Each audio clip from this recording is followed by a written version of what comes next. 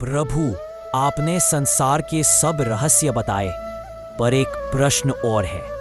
जो अपनी माँ को अपमानित करता है, उसे मारता है, गंदी बातें कहता है, यहाँ तक कि उसे घर से बाहर निकाल देता है, ऐसे पापी को मृत्यु के बाद कौन सा दंड मिलता है? क्या वह पाप क्षमा हो सकता है?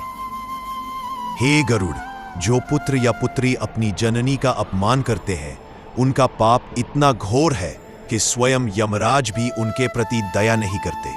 मृत्यु के पश्चात ऐसे पापी को 3 भयानक नरकों में डाला जाता है। सुनो गरुड़, 1 कुंभपाक नरक। सबसे पहले उसे कुंभपाक नरक में डाला जाता है। वहां खौलते हुए तेल से भरे विशाल कुंड होते हैं।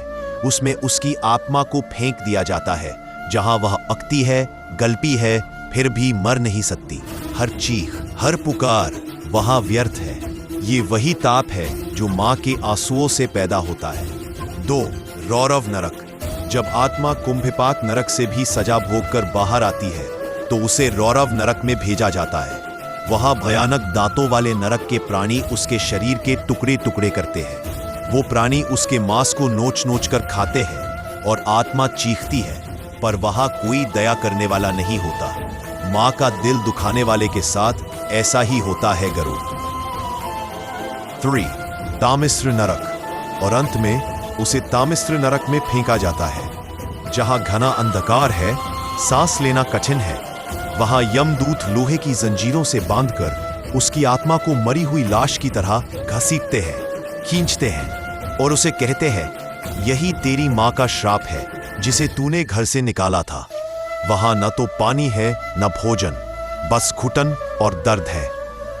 प्रभु, क्या इस पाप से कोई बच सकता है?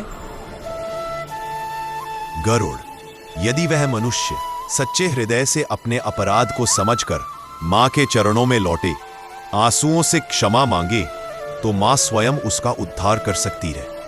मां की क्षमा मृत्यु से भी बड़ी होती है।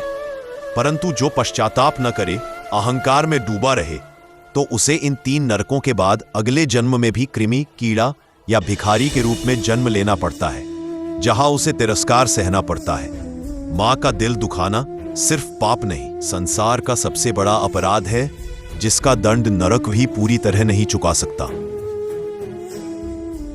प्रभु, अब मैं इस सत्य को वीडियो के माध्यम से लोगों तक पहुंचाऊंगी, ताकि कोई भी पुत्र या पुत्री अपनी मां का दिल न दुखाए, ना उसे अपमानित करे, ना रोने पर मजबूर करे, क्योंकि मां का दिल दुखाना सिर्फ पाप नहीं, संसार का सबसे बड़ा अपराध है।